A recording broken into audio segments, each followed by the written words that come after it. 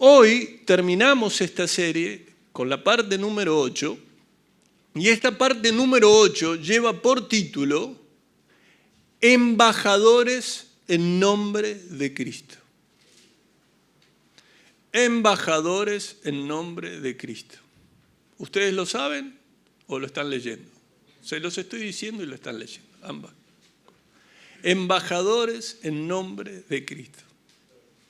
Yo les voy a hacer esta pregunta. ¿Aquí hay embajadores en nombre de Cristo? Bueno, espero que al finalizar la prédica haya muchos más. Amén. Muy bien. Acompáñenme, por favor. Vamos a comenzar esta última parte de esta serie en el capítulo 5 de la segunda epístola a los Corintios.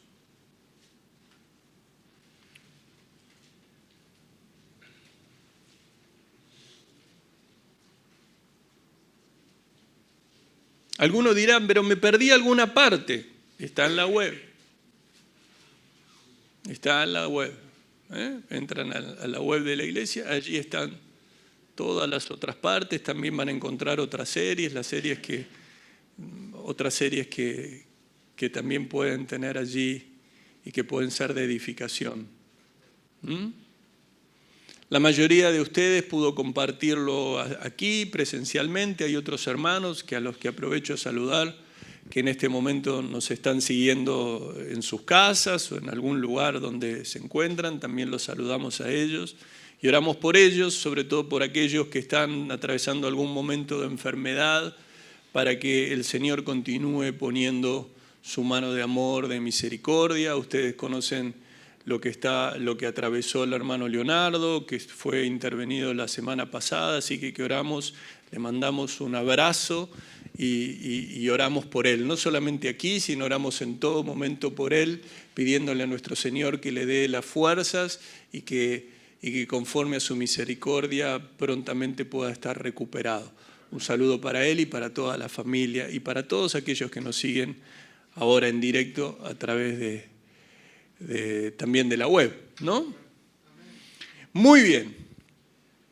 Están allí en el capítulo 5 de la segunda epístola a los Corintios. Allí en el versículo 11 encontramos una referencia que nos es conocida, una referencia que hemos citado a lo largo de la serie de una o de otra manera, y que dice el ministerio de la reconciliación. Qué linda palabra, reconciliación, ¿no? ¿O no? ¿Sí o no? Qué hermoso. Muy bien, leemos entonces 2 Corintios capítulo 5 versículo 11, pero antes una vez más le decimos a nuestro Padre Celestial: Padre, necesitamos de ti.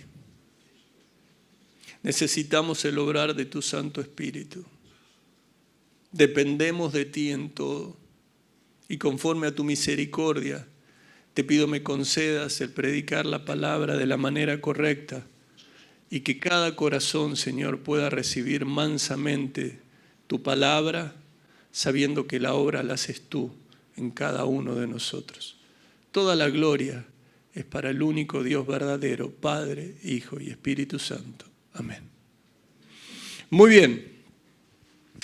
2 Corintios capítulo 5 versículo 11. Conociendo pues, dice así, el temor del Señor, persuadimos a los hombres, pero a Dios le es manifiesto lo que somos.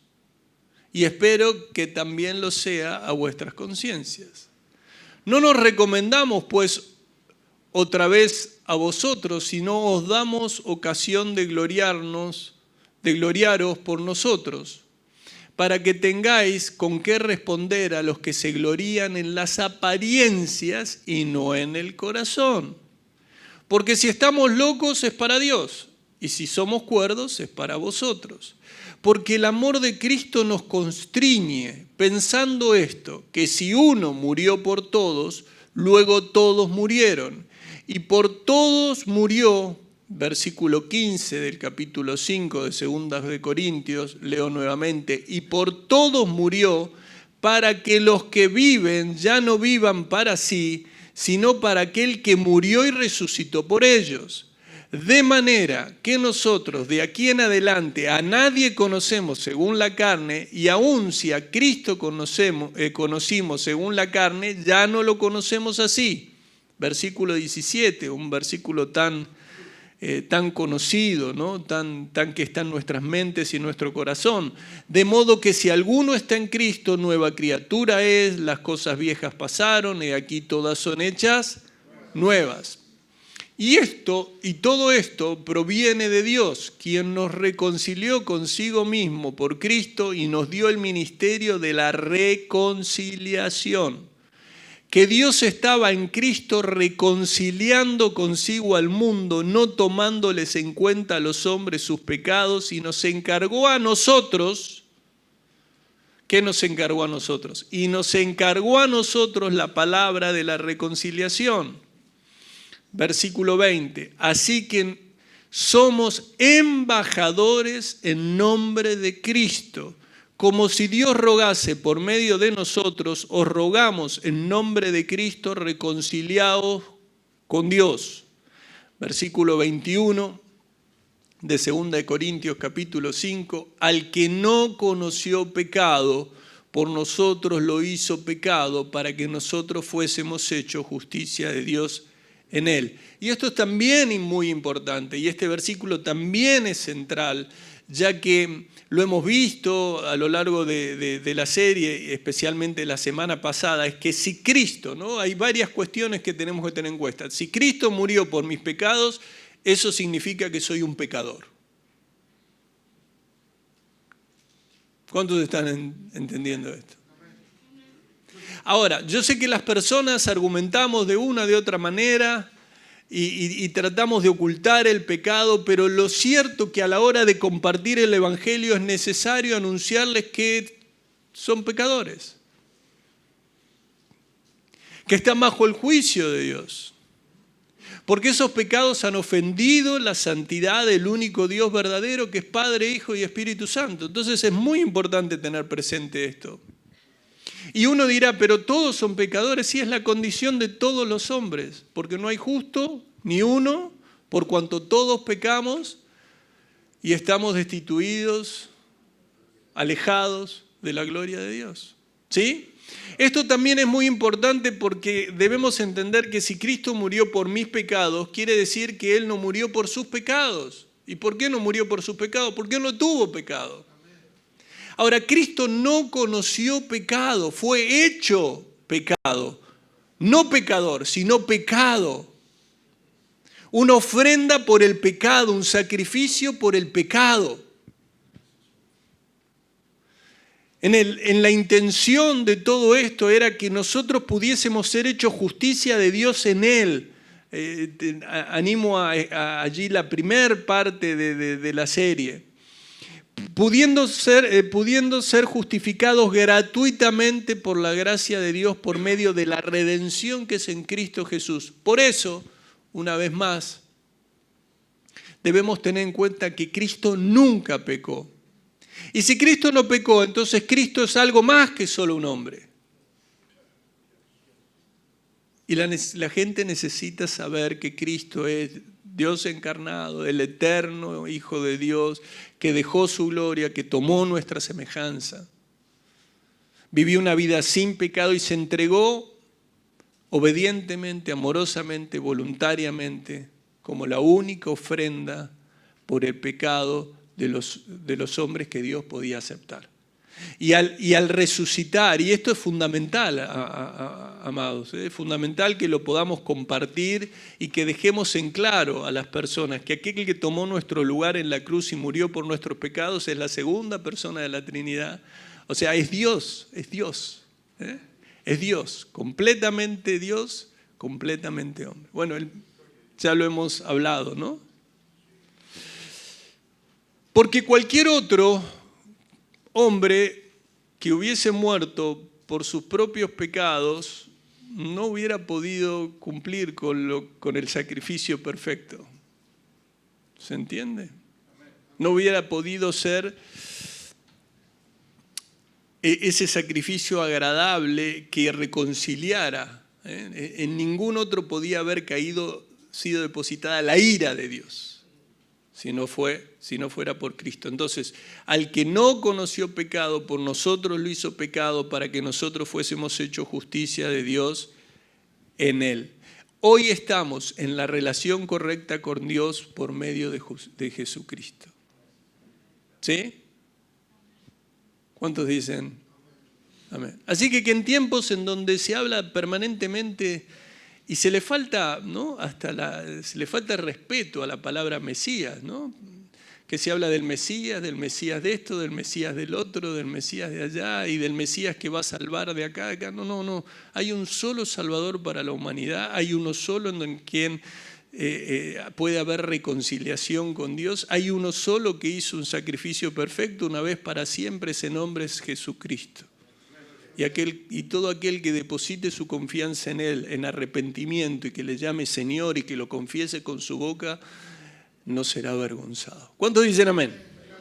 Muy bien. Ahora, nosotros estamos abordando y estamos leyendo las epístolas a los Corintios, ¿verdad?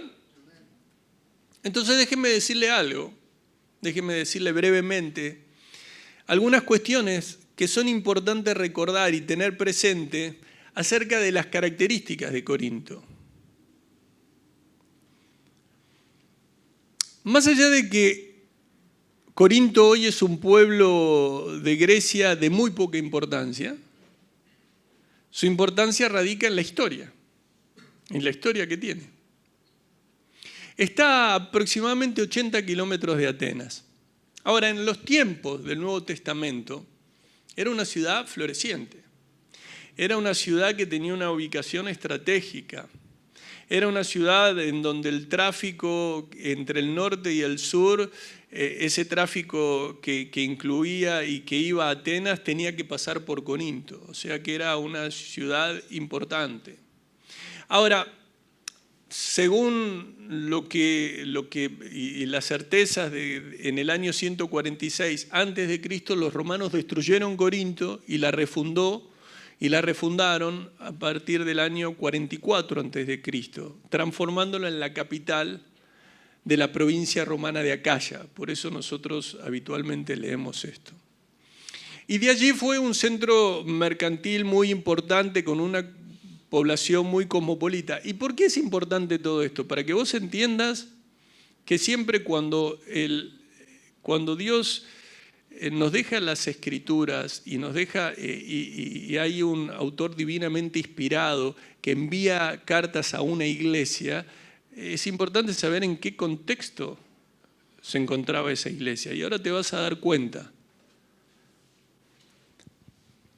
Esa población cosmopolita significaba que allí ibas a encontrar griegos, ibas a encontrar funcionarios y personas que negociaban que eran romanos, ibas a encontrar muchas personas de países de Oriente, ibas a encontrar, por supuesto, muchos judíos y era como si todo esto no fuera poco en cuanto a distintas personas de distintos lugares con distintas creencias. Corinto, además, era un centro de adoración pagana. ¿Qué implica? Te voy a dar un solo ejemplo. Y piénsenlo, tenía un templo, ese templo que estaba dedicado a Afrodita, diosa del amor. Todavía se sigue con eso, ¿eh? Miren. Ese templo albergaba como a 1000 sacerdotisas que no eran otra cosa que prostitutas rituales, que descendían cada noche a Corinto y se ofrecían a los viajeros extranjeros y a los hombres del lugar. Todas las noches esa cantidad de mujeres salía y se ofrecía a quienes estuvieran allí, no solo para ejercitar la perversión, sino para llevarlos al conocimiento de dioses paganos. Corinto se destacaba en el mundo pagano. Vos imaginate que cómo se destacaba. Y uno dice, bueno, se destacaba porque estaba cerca de Atenas. No. Se destacaba porque era una ciudad floreciente. No. Se destacaba por su cultura y sus templos. No. Se destacaba en el mundo pagano, en un mundo oscuro, perverso, se destacaba por su corrupción moral. Sospechá. Pónganse a pensar que para que en el Imperio Romano, con todo lo que implicaba el Imperio Romano, la corrupción, la inmoralidad, dijeran que Corinto, bueno, comportarse como alguien de Corinto representaba la inmoralidad y el libertinaje. Corinto era sinónimo de depravación moral. Voy a Corinto. Uno ahora dice, voy a Las Vegas. Y parece ser como que es el centro de todo lo que tiene que ver con el pecado.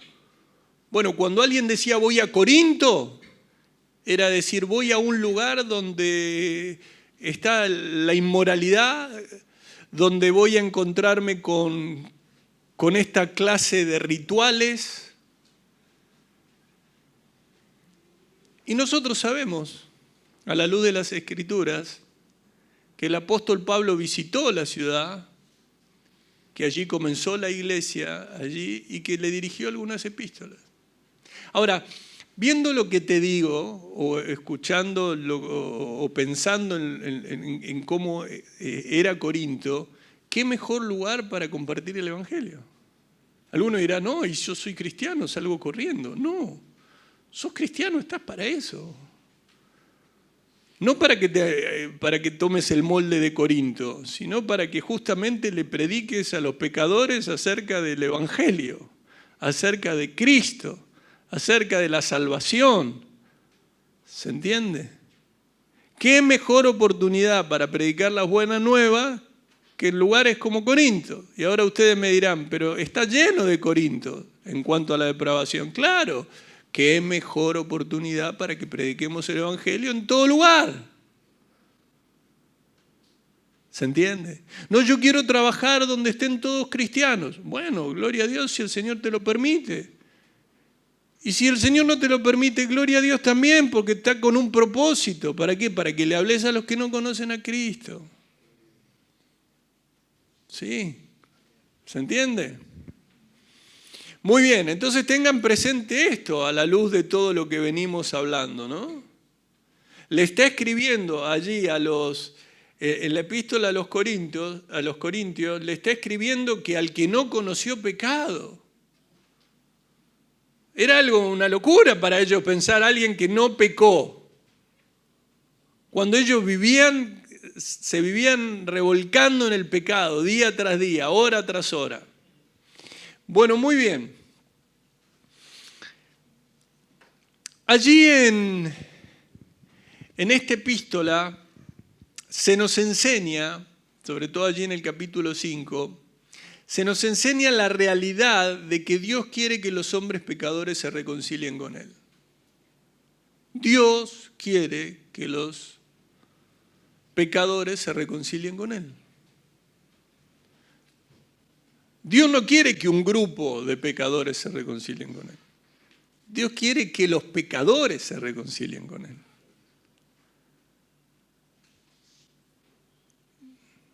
¿Se entiende o no se entiende? Dios llama a todos a arrepentirse. Sabemos que no todos se arrepentirán y lo hemos leído. Romanos, capítulo 10, creo que el versículo 16, ¿no? ¿Podemos poner Romanos 10, 16? Después de haber hablado y después de haber dicho cómo irán, cómo invocarán, cómo creerán, dice, mas no todos obedecieron al Evangelio, pues Isaías dice, Señor, ¿quién ha creído nuestro anuncio? Lo hemos visto. Entonces, ¿se va a predicar? ¿Van a creer todos? No. ¿Todos están en posibilidad de arrepentirse? Sí. ¿Todos quieren arrepentirse? No.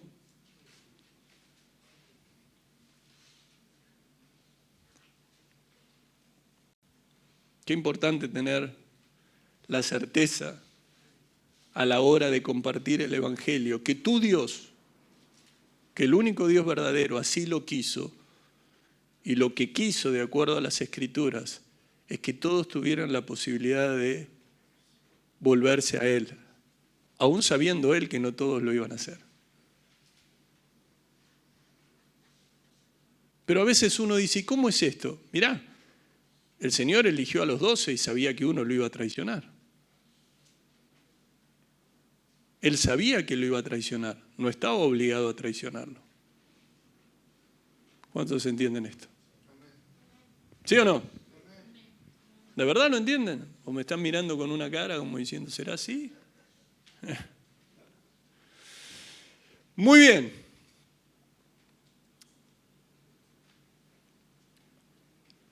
Entonces, tenemos esta verdad. La realidad es que Dios quiere que todos los pecadores se reconcilien. Y Dios nos ha llamado a nosotros, los creyentes,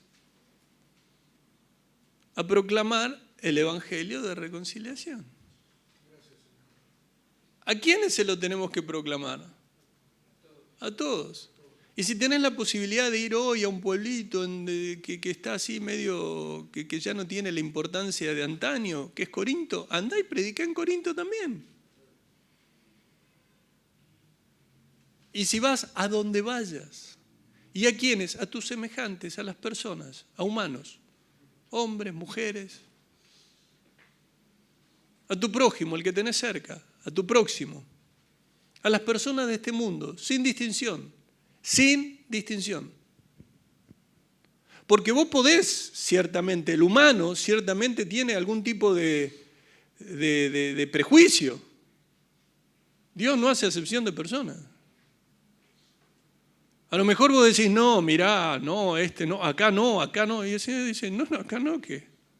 Acordate de la misericordia que tuve de vos. ¿O no te acordás cuando nadie se quería acercar a vos? Porque muchos de los que están aquí se olvidan, pero hubo un momento en nuestra vida en donde nadie se quería acercar a nosotros por distintos motivos. Todos esos motivos se llamaban pecado.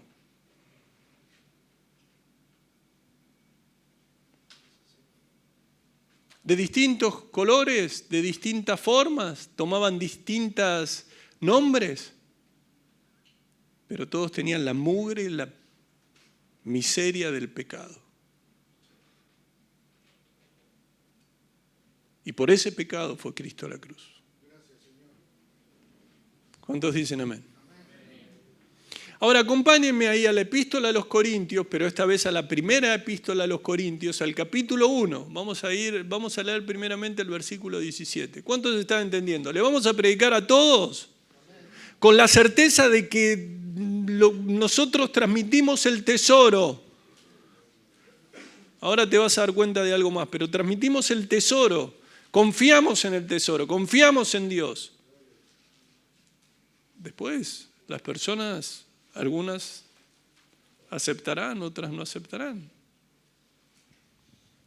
Algunas no aceptarán en el momento y luego el Señor completará la obra enviando a otros. Muy bien. La epístola a los Corintios, capítulo 1, versículo 17. Perdón, hoy tenemos hasta por lo menos las 2 de la tarde. Porque yo veo esto o está adelantado o... Bueno, está adelantado. Bueno, muy bien. Entonces yo sigo hasta las 3 hoy, si me dejan. Bueno.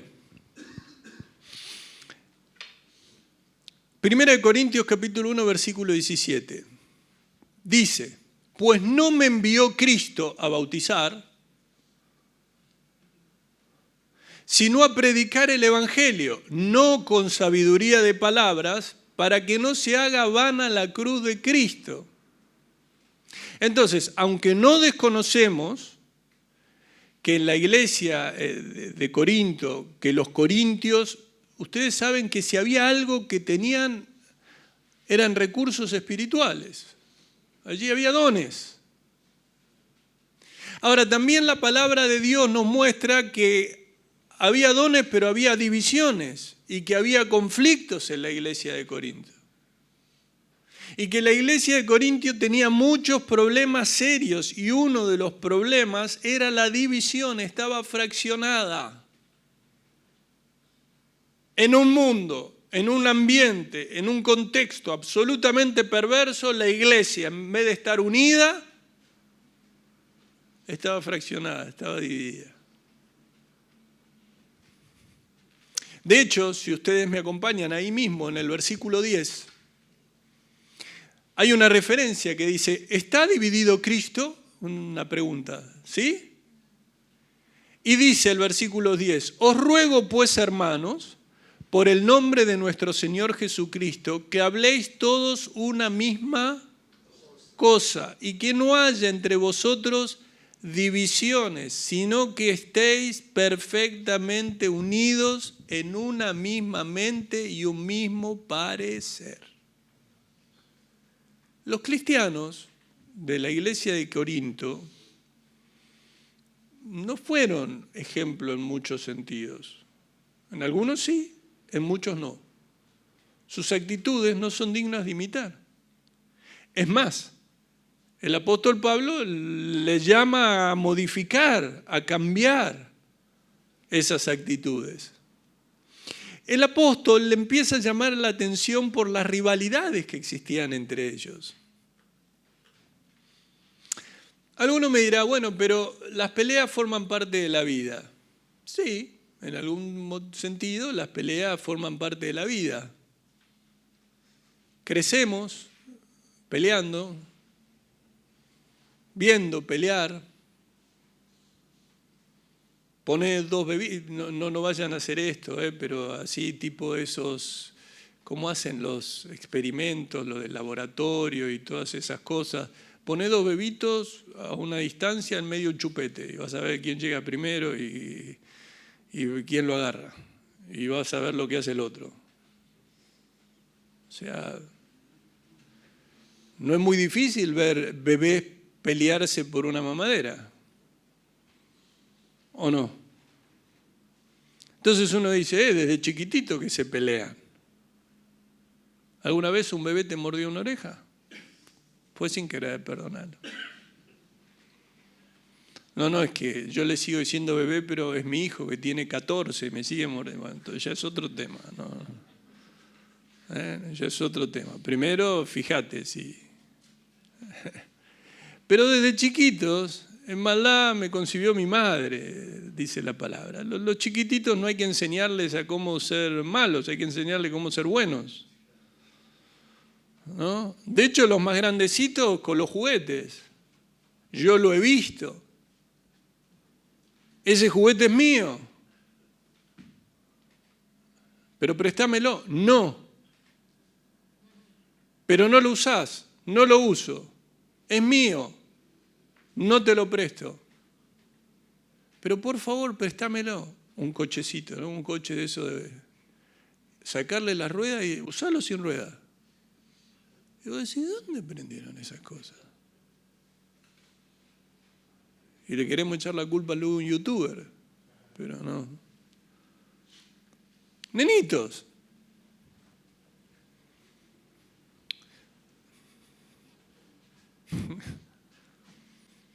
Lo que voy a decir seguramente es un juego de viejos, las escondidas. Se mataban por ver quién llegaba. Si tenía alguien que dejar en el camino a base de codazos a otro para llegar primero al árbol, lo hacían. Gané yo, no gané yo, no gané yo, peleaban.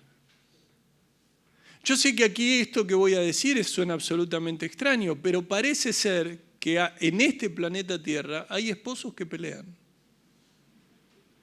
Yo sé que para aquí es totalmente ajeno a la realidad y no lo pueden entender, pero parece ser como que hay peleas entre esposos, que hay peleas entre vecinos, que hay peleas entre compañeros de trabajo. Ustedes no lo pueden creer. Claro, siendo cristianos no lo podemos creer. O es que siendo cristianos entendemos por qué ocurre, y mejor dicho, no solo entendemos que si nosotros no dejamos que el Espíritu Santo controle nuestra vida, vamos a ser partícipes de esas peleas. ¿Cuántos dicen así? Amén, digan. Yo no quiero pelear porque sé que la naturaleza caída siempre tira a pelear. Muy bien. Y sin ir más lejos, vemos que autoridades, que políticos pelean. Y vemos que naciones se pelean. Hay países que están en guerra con todo lo que esto trae, con el dolor que trae, con la muerte que trae, con el hambre que trae, con la desesperación que trae, con la angustia que genera. Porque claramente la palabra de Dios nos enseña que el ser humano naturalmente es pecador y que se obstina en pecar.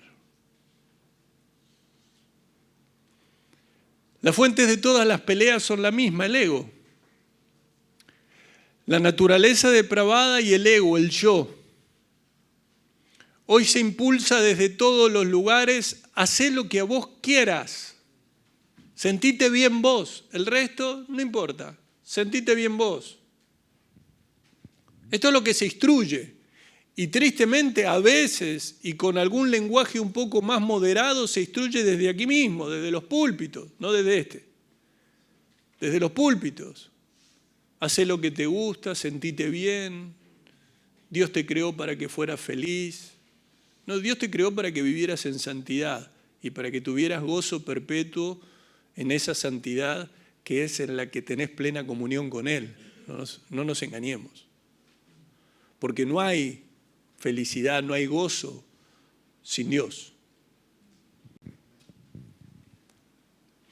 Entonces, este ego, este yo, estas dos personas que se empeñan en tener razón, ¿cuántas peleas es por quién tiene la razón?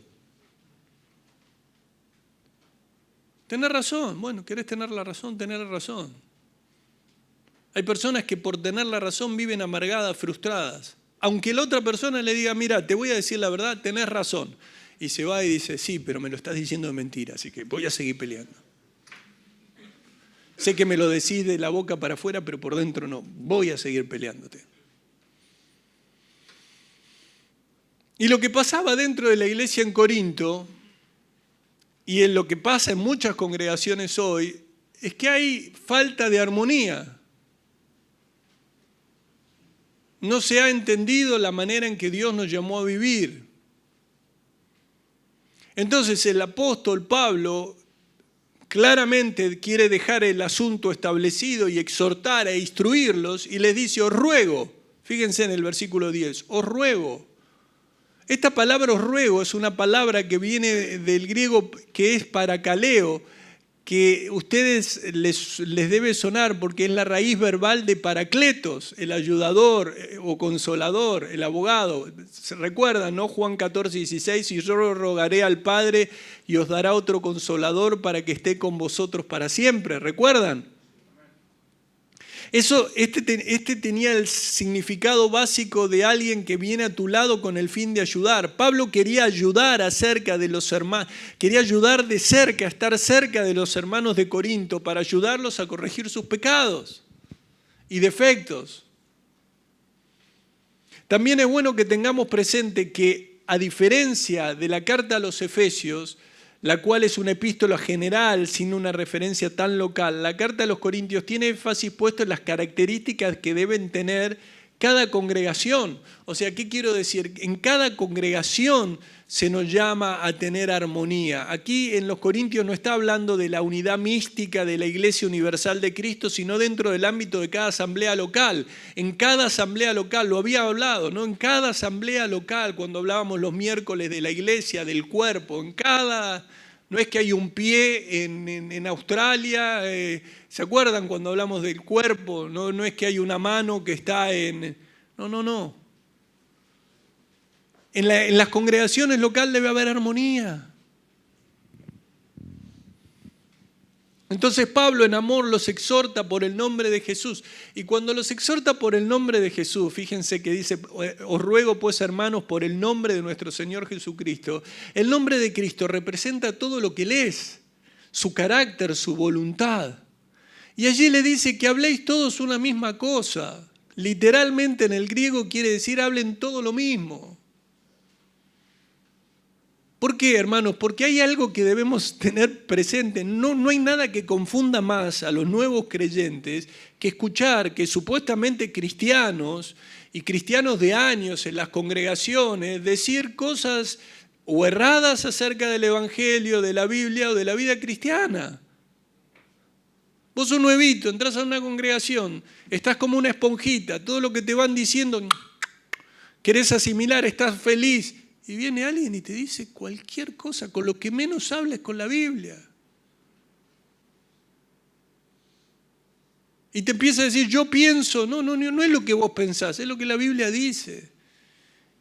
Y si hay una asamblea local, estamos hablando de que debe escuchar con palabras más, palabras menos, con la impronta particular de cada uno, con lo que Dios le ha dado, pero debe escuchar que estamos hablando todos una misma cosa, que hay una unidad doctrinal.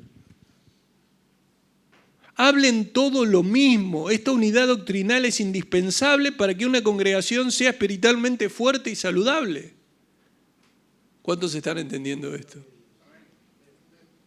Alguno dirá, y te lo pongo con el ejemplo, no, tesoro es mi cuerpo. Y vaso de barro es el Evangelio. Y vos decís, ¿pero de dónde sacó eso?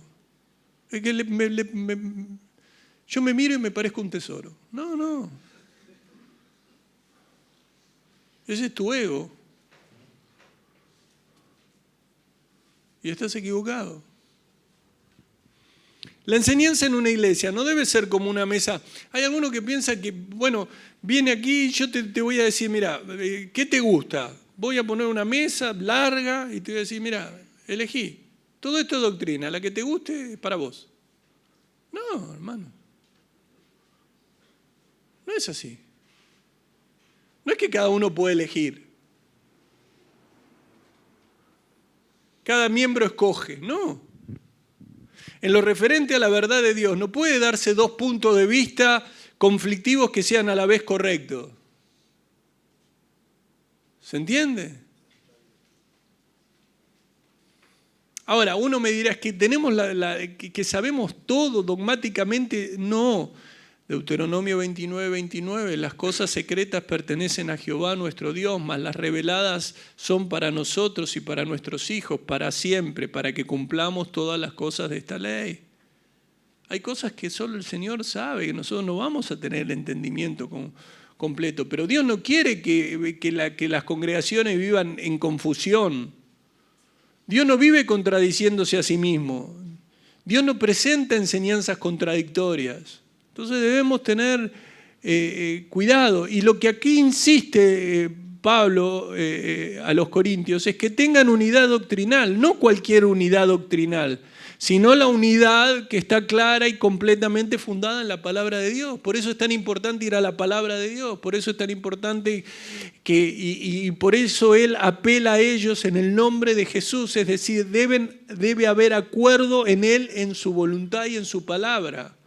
O sea, nosotros no podemos, en base a la serie les pongo, no podemos decir, que vos no te podés ir después de haber escuchado esta serie y decir, el predicar el Evangelio es para unos pocos. No, el predicar el Evangelio es para todos. Para los que salen o participan de un ministerio de evangelización, para todos sin excepción. ¿Se entiende? Ahora, esa palabra griega que viene que habla de divisiones, es una palabra que se usa en un sentido físico para romper o rasgar, para separar. Entonces, las divisiones más serias que puede tener una iglesia son las que involucran a la doctrina. Por eso es tan importante estudiar la palabra de Dios, que estudiemos la palabra de Dios juntos, que meditemos en la palabra de Dios juntos, que te fijes en la declaración de fe, que entiendas que debemos hablar todos una misma cosa, estar en un mismo sentir, que debe haber una unidad doctrinal. Y qué importante, ¿no? A la hora de llevar el mensaje del Evangelio, que tengamos claro qué llevar, qué decir. No que cada uno diga, mirá, yo voy, pero a mí me parece, a mí me dijeron. Yo practiqué durante muchos años que a mí me dijeron que esto era así. Bueno, pudiste hacerlo durante muchos años. Y después darte cuenta que estuviste equivocado y probablemente hayas estado equivocado porque quizás no prestaste tanta atención a lo que la palabra decía como a quien te lo decía. Y le tenías confianza y a lo mejor esa persona estaba equivocada. O no tenía la preparación suficiente como para advertirte de qué es lo que debemos transmitir. ¿Se entiende? ¿Cuántos dicen amén? Entonces Pablo, al terminar la carta a los romanos, ustedes no lo busquen, dice en el versículo 17 del capítulo 16, mas os ruego, hermanos, que os fijéis en los que causan divisiones y tropiezos en contra de la doctrina que vosotros habéis aprendido y que os apartéis de ellos, porque tales personas no sirven a nuestro Señor Jesucristo, sino que a sus propios vientres, estoy en Romanos 16, 18, y con suaves palabras y lisonjas engañan los corazones de los ingenuos. Los que enseñan lo que es contrario a las Escrituras no están sirviendo a Cristo, sino que se sirven a sí mismos, a sus propios intereses.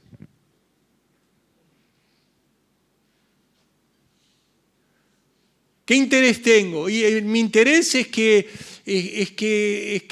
vengan, es atraer gente como de lugar.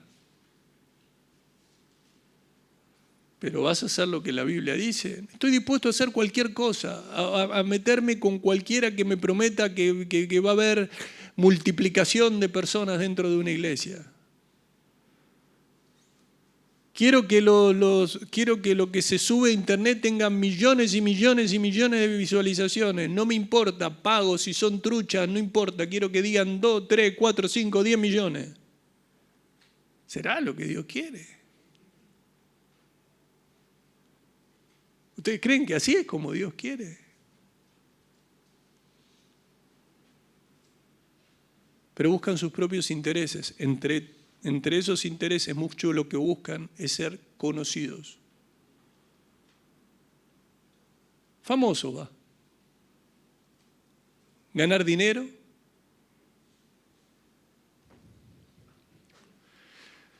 Entonces, estamos allí en el capítulo 1, versículo 10, versículo 11. Porque he sido informado acerca de vosotros, hermanos míos, por los de Cloé, que hay entre vosotros contiendas. Siempre que leo este versículo, me genera una cierta... Me pongo en esa situación y digo, claro, piensen que Pablo les está diciendo que hay divisiones entre ellos y luego les está diciendo que los que le informaron fueron los de Cloé. Más de uno habrá dicho, ¿quiénes son los de Cloé? Vamos a los de Cloé, ¿cómo se atreven a ir a...? ¿Se entiende, no?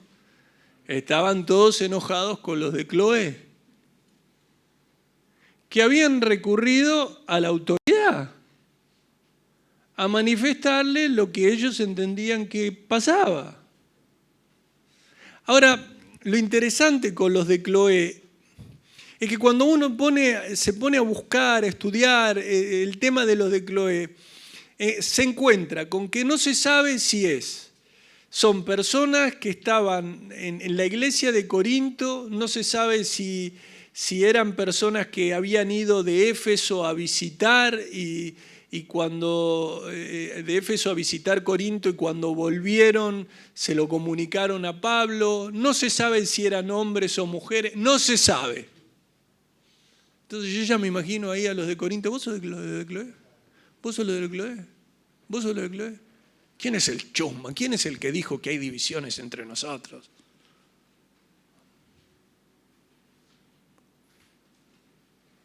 Bueno, no sabemos si era hombre, mujer, de dónde era, pero sí sabemos que el Señor quiso dejar registrado que Pablo fue informado por los de Cloé.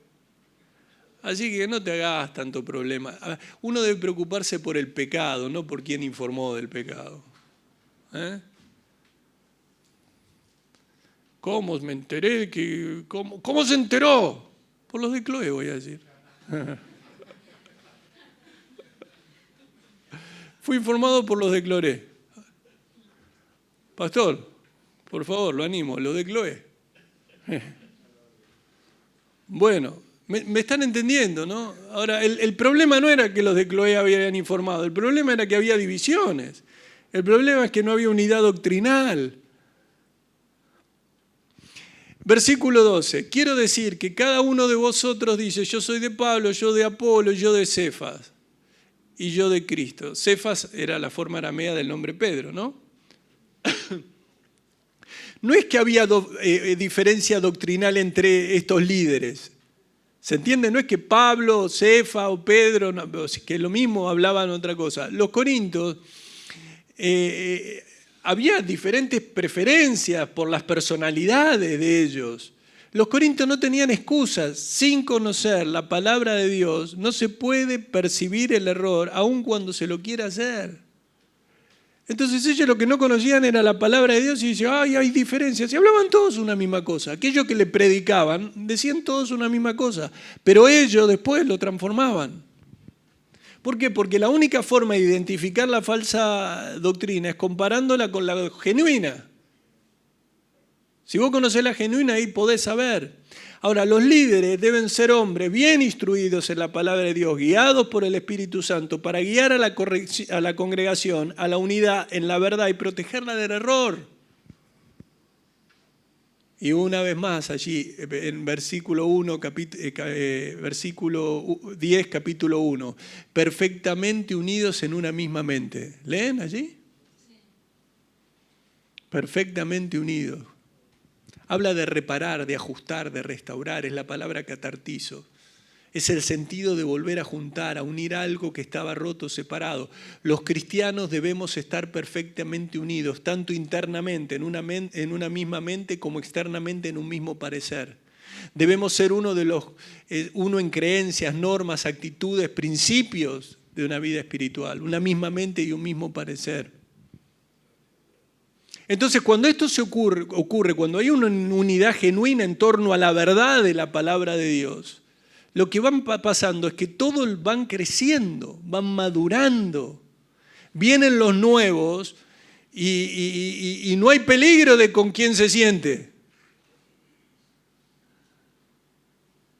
No hay peligro de con quién hable.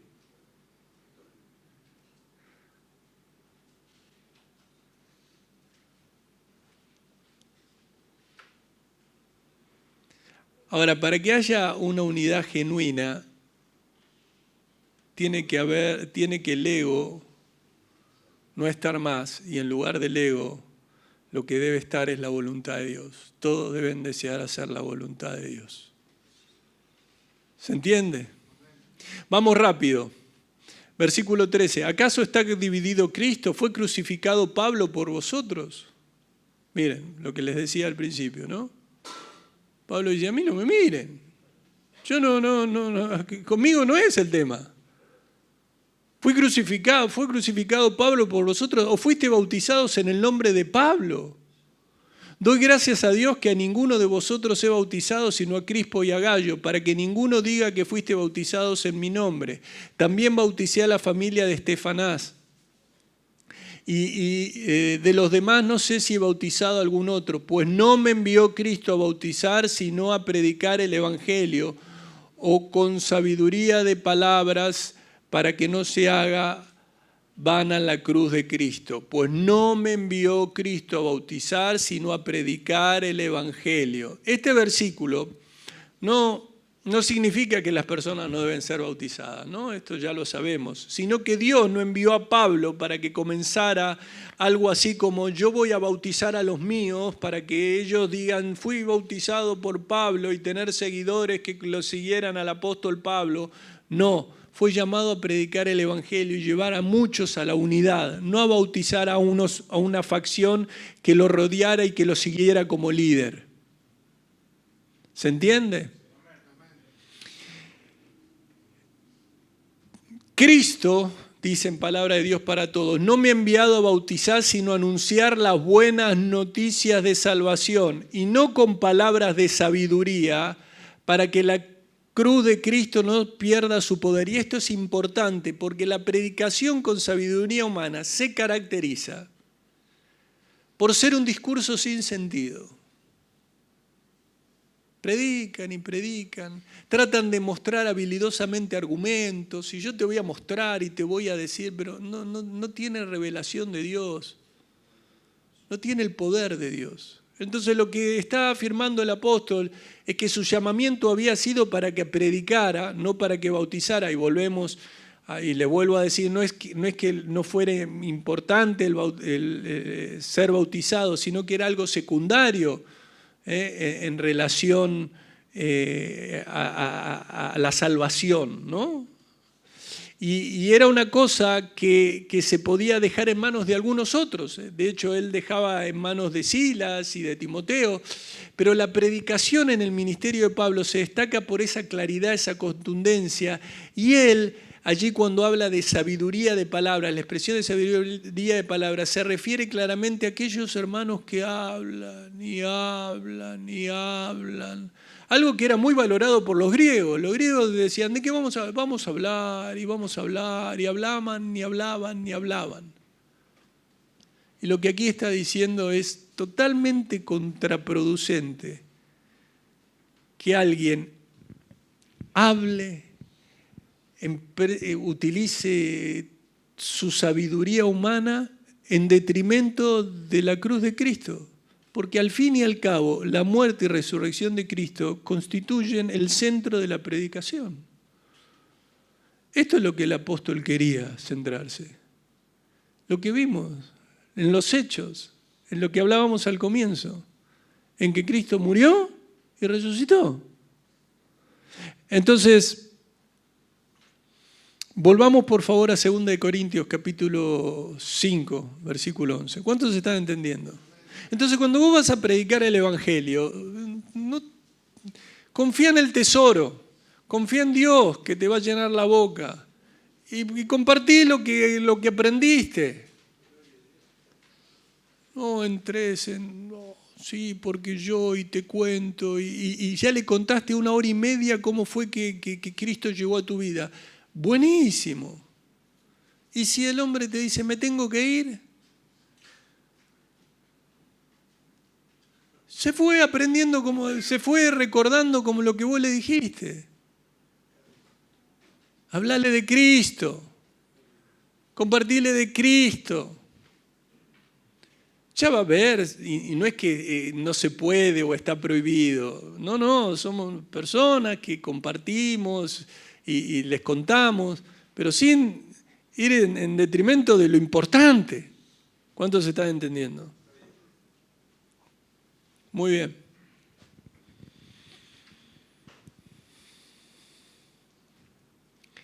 Conociendo, 2 Corintios 5:11, conociendo pues el temor del Señor, persuadimos a los hombres, pero a Dios le es manifiesto lo que somos. ¿Por qué dice que a Dios le es manifiesto? Porque dice, Dios nos conoce tal como somos y espero que ustedes en su corazón también nos conozcan tal como somos.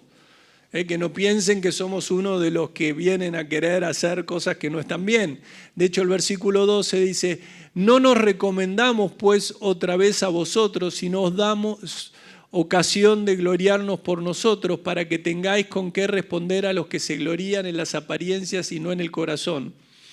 Aquellos que no tenían la integridad, aquellos que eran los opositores del apóstol Pablo en Corinto, se enorgullecían en cosas externas, como lo es cualquier doctrina falsa acompañado por actos espectaculares de hipocresía. Hay gente que ¿no? Que tiene todo, hace todo un show a la hora de predicar y hace esto y el otro y acá y allá y esto y el otro. Y el Señor dijo en Mateo 5, versículo 20, porque os digo que si vuestra justicia no fuere mayor que la de los escribas y fariseos, no entraréis en el reino de los cielos.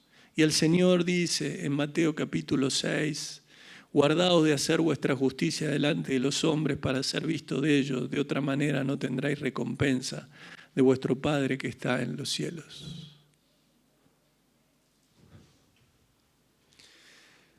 Versículo 13 de 2 Corintios 5, porque si estamos locos es para Dios y si somos cuerdos es para vosotros. Esta frase de estamos locos, que significa sufrir demencia o estar loco, aquí Pablo usa la expresión para describirse como alguien que claramente estaba aferrado a la verdad, y por estar aferrado a la verdad muchas veces lo llamaban como que fuera demente. Sin embargo, lo que él dice, y si parecemos estar locos es para darle gloria a Dios, y si estamos en nuestro sano juicio es para vuestro beneficio. Pablo también se comportó de este modo con los corintios al defender su integridad y comunicar la verdad a ellos.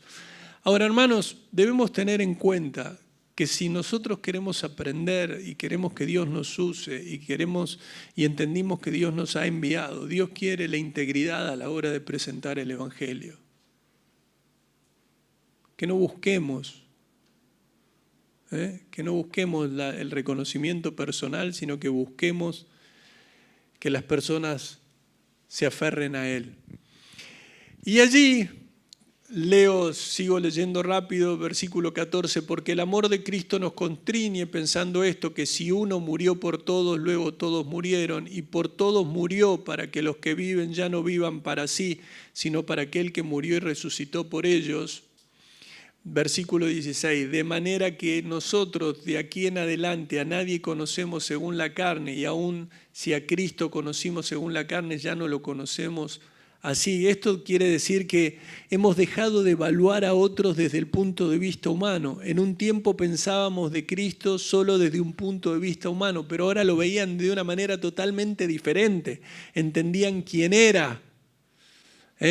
Y de modo que si alguno está en Cristo, nueva criatura es, las cosas viejas pasaron, aquí todas son hechas nuevas. Estar en Cristo es un concepto que representa una relación íntima.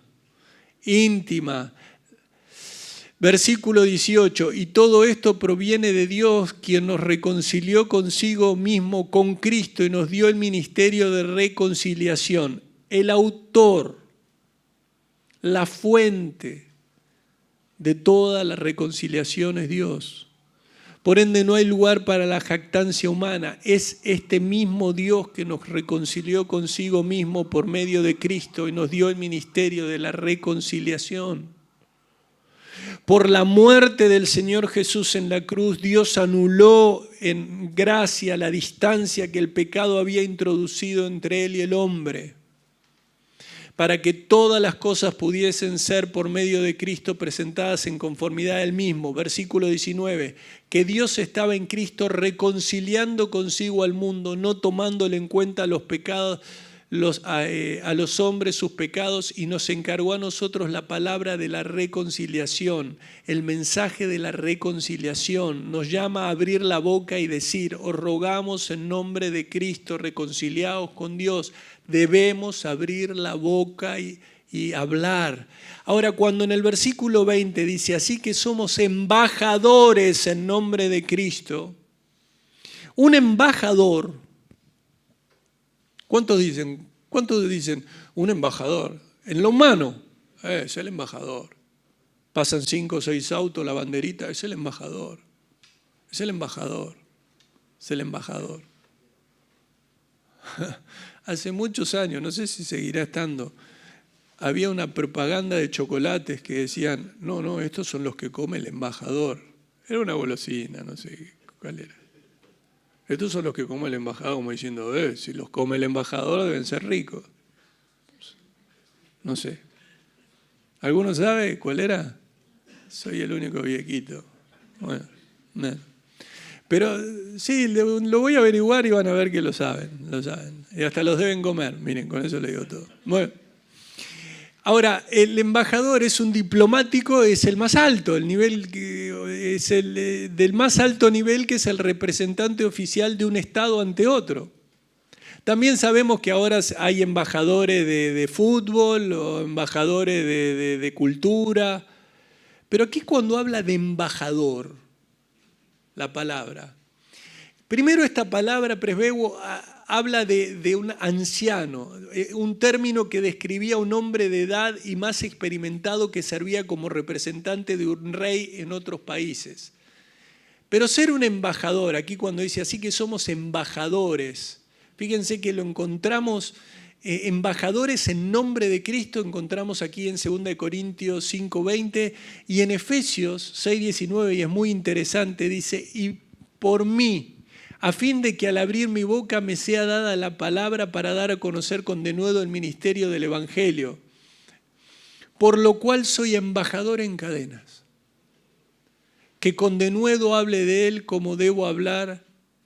Fíjense que allí en Efesios el apóstol Pablo no está pidiendo que tener un bienestar personal, no está pidiendo que tener una situación física mejor, no está pidiendo y no está diciendo yo soy el embajador, necesito que me traten como un embajador.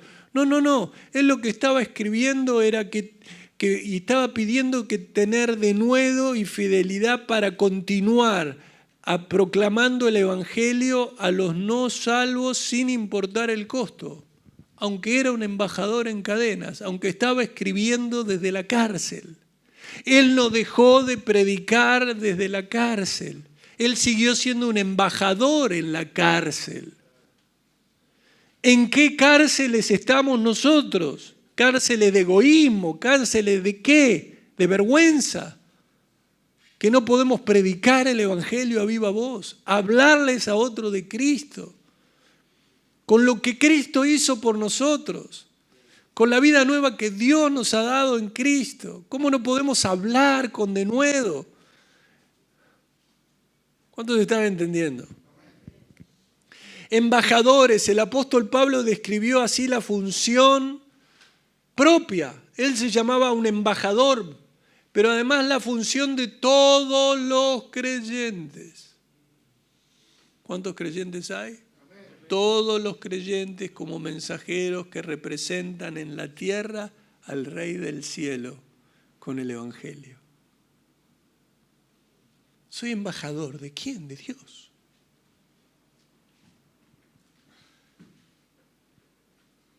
Pero no estoy pidiendo una embajada.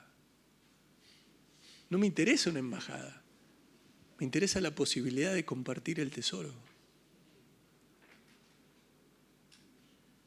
Y si tuviera que estar atravesando una situación como la del apóstol Pablo, que estaba en cadenas, seguir teniendo la oración de los que estaban allí para que pudiera con denuedo seguir predicando el Evangelio. Hermoso. Y fíjense que este versículo dice como si Dios rogase. Ustedes se dan cuenta de lo que es este versículo, ¿no? Como si Dios rogase por medio de nosotros. A medida que los creyentes presentan el Evangelio, Dios habla, literalmente habla de llama, ruega a través de ellos para urgir a los pecadores incrédulos a que se acerquen a Él con una actitud de fe, que acepten el Evangelio, que se arrepientan de sus pecados, que crean en Jesús. Cuando vos abrís la boca como embajador de Cristo, cuando vos que sos un vaso de barro, pero tenés ese tesoro, vos sos embajador de Dios, Dios te delegó esa autoridad y Dios lo que está haciendo es rogando a través tuyo, está llamando a través tuyo a que se arrepientan y que abracen a Cristo. ¿Se dan cuenta la maravilla del Evangelio? ¿Se dan cuenta que acordate de dónde te sacó Dios y hoy te dice sos embajador mío? No embajador de un país ni del más poderoso, embajador del Rey de los cielos. Embajador de un reino celestial. Así que son embajadores de Cristo. Dios hace su llamado por medio de ustedes. Hablen en el nombre de Cristo, rogándose, vuélvanse a Dios. Vuélvanse a Dios. Vuélvanse a Dios. Y para finalizar,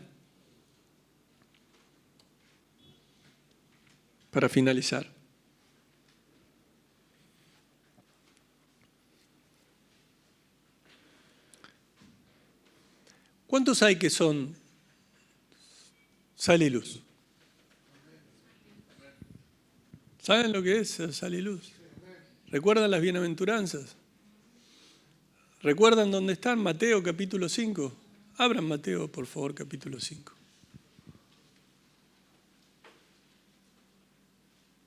Siempre las bienaventuranzas. Qué importante es tener presente las bienaventuranzas.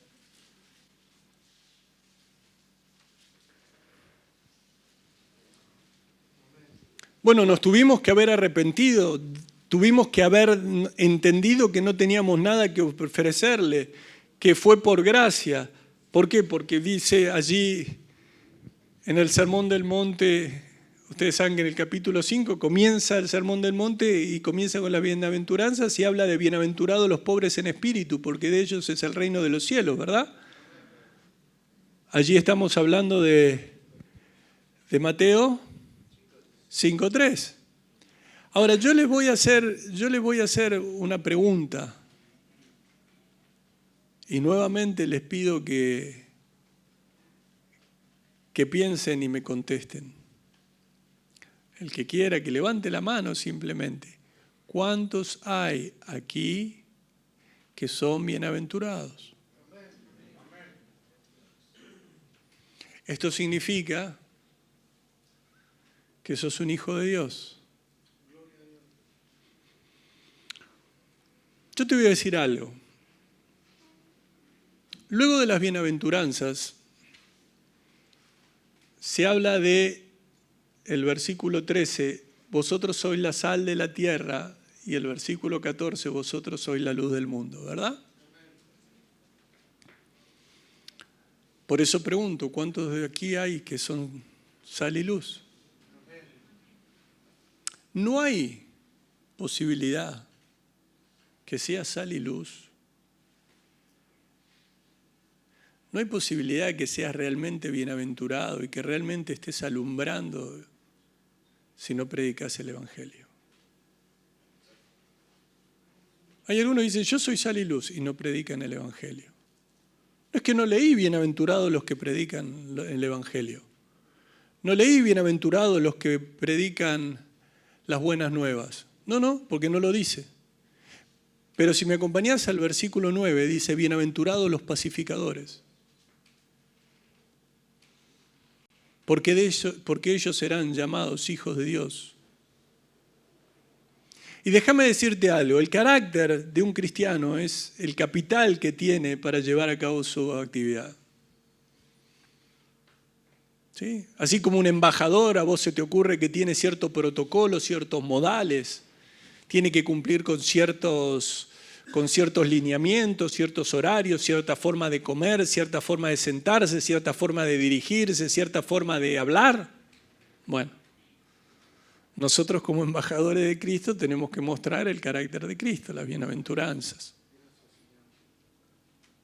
Y aquí no podemos estar eligiendo. Yo voy a elegir pobres en espíritu, los que lloran, que son por el pecado, manso hasta ahí, y los misericordiosos, los de limpio corazón, bueno, no, aquí no se trata de estar eligiendo.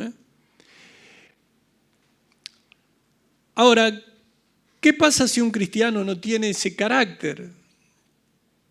Esto significa que un cristiano ha perdido claramente su forma de su comunión y no está haciendo sal ni luz. El hombre renovado, el hombre que es una nueva criatura en Cristo, que es hechura de Dios, creado en Cristo Jesús para buenas obras, ese hombre se maneja de una manera particular. A tal punto que hemos leído en 2 de Corintios, de modo que si alguno está en Cristo, nueva criatura es, las cosas viejas pasaron y aquí son hechas nuevas. ¿Pero qué es un pacificador? No podemos, simplemente diré algunas cuestiones. Primero, que ser un pacificador no se trata de una cuestión de disposición natural. Si vos pensás que, o cuando lees que dice bienaventurados los pacificadores, se te vienen esas personas diciendo amor y paz, no es. Esas personas que viven diciendo amor y paz no conocen ni amor ni la paz. No conocen amor porque no conocen a Dios. Y la paz se creen que es la ausencia del conflicto, no estar reconciliados con Dios, que es la única fuente de paz, que es el único dador de paz. Ahora, el pacificador no es aquel que quiere evitar problemas a como dé lugar. Hay mucha gente que quiere evitar los problemas a como dé lugar. No quiere decir esto ser pacificador. Tampoco quiere decir que son personas fáciles, quedadas, flojas. No, no quiere decir eso.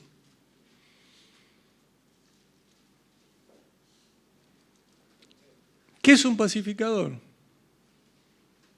Obviamente es una persona que tiene su corazón limpio. Fíjate la bienaventuranza que está atrás, que le antecede. Se puede decir que es pacífico porque obviamente tiene su corazón limpio y obviamente no es ni fanfarrón, ni provocador, ni bravucón. Eso es verdad, ¿no? Un cristiano es inaceptable que un cristiano que viva enojándose. Pero no es solo alguien que se contenta con que no haya un conflicto, sino que es alguien que busca la paz en forma activa. Entonces, solo el hombre de corazón limpio puede ser pacificador, porque la persona que no tiene corazón limpio es una persona que está llena de envidia, de celos, de todas cosas horribles que no podrían caber en el corazón de un pacificador. ¿Por qué? Porque la persona que busca la paz en forma activa es aquella persona que quiere que los demás conozcan a Cristo. Esa persona, ese pacificador, primero sabe quién es el creador de la paz. 1 Corintios 14:33. Pues Dios no es Dios de confusión, sino de paz, como en todas las iglesias de los santos.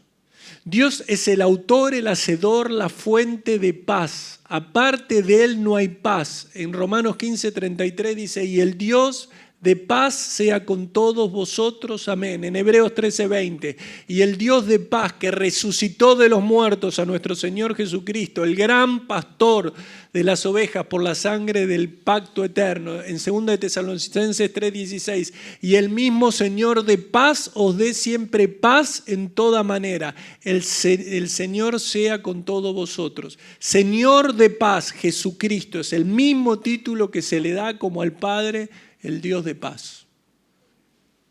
Pero desde la caída en Génesis 3, el hombre no ha conocido nunca más la paz, a no ser que haya recibido el don de Dios, la salvación. Y Cristo fue el que proveyó la justicia que hizo posible la paz con Dios. Porque en Él fueron creadas todas las cosas, las que hay en los cielos y las que hay en la tierra, visibles e invisibles, sean tronos, sean dominios, sean principados, sean potestades, todo fue creado por medio de Él y para Él, y en Él es antes de todas las cosas y todas las cosas en Él subsisten. Y Él es la cabeza del cuerpo, que es la iglesia, el cual es el principio, el primogénito de entre los muertos, para que en todo tenga preeminencia. Colosenses 1:16, 17, 18, Colosenses 1:19, que por cuanto agradó al Padre que en Él habitase toda plenitud, y Colosenses 1:20, y por medio de Él reconciliar consigo todas las cosas, así las que están en la tierra como las que están en los cielos, haciendo la paz mediante la sangre de su cruz.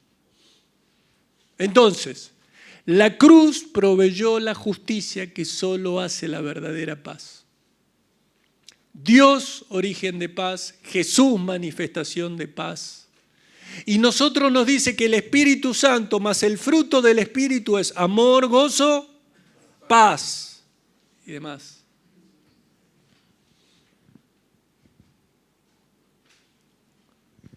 ¿Qué busca un pacificador? El pacificador tiene una sola preocupación. Y uno va a decir pacificar, no. Tiene una sola preocupación, que es la misma preocupación que debe tener el pobre de espíritu, que debe tener el que llora, que debe tener el misericordioso, que debe tener el que tiene hambre y sed de justicia, el manso, el de limpio corazón. Tiene una sola preocupación. ¿Saben cuál es la preocupación? La gloria de Dios. Si vos tenés una preocupación que no es la gloria de Dios, no estás lleno de Dios. Esta fue la única preocupación de Cristo. Su único interés en la vida no fue el mismo, sino la gloria de Dios. Y el pacificador es aquel cuya preocupación básica en la gloria de Dios es aquel que se dedica la vida a procurar esa gloria de Dios. Es un hombre que está dispuesto a humillarse, a hacer lo que sea a fin de promover la gloria de Dios. Desea tanto esto que está dispuesto a sufrir hasta el fin para conseguirlo. Está dispuesto a seguir predicando y siendo embajador en cadenas.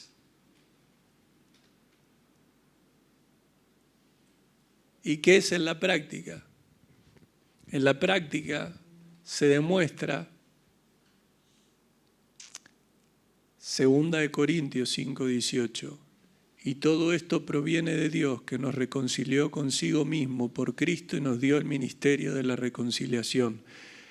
Que Dios estaba en Cristo reconciliando consigo al mundo, no tomándoles en cuenta a los hombres sus pecados, y nos encargó a nosotros la palabra de reconciliación. Así que somos embajadores en nombre de Cristo, como si Dios rogase por medio de nosotros. Os rogamos en nombre de Cristo, reconciliaos con Dios. Lo primero que debemos tener en cuenta es que si somos pacificadores, ayudamos a otros a hacer la paz con Dios. El evangelismo es hacer la paz. El predicar las buenas nuevas del evangelio de paz. ¿Cuántos? Ahora, no quieras hacer esto si primero no aceptaste vos el evangelio de la paz. En Efesios 6:15 dice, y calzado los pies con el apresto del evangelio de la paz. Primero vos, primero ten en cuenta que la justicia de Jesucristo te fue imputada, hiciste la paz con Dios y ahora sos de aquellos que salen a hablar acerca de este tesoro y sos de aquellos que pueden decir, ¿cómo pues invocarán aquel en el cual no han creído? ¿Y cómo creerán en aquel de quien no han oído? ¿Y cómo oirán sin haber quien les predique? ¿Y cómo predicarán si no fueren enviados? Como está escrito, cuán hermosos son los pies de los que anuncian la paz, de los que anuncian buenas nuevas. Los invito a ponerse en pie.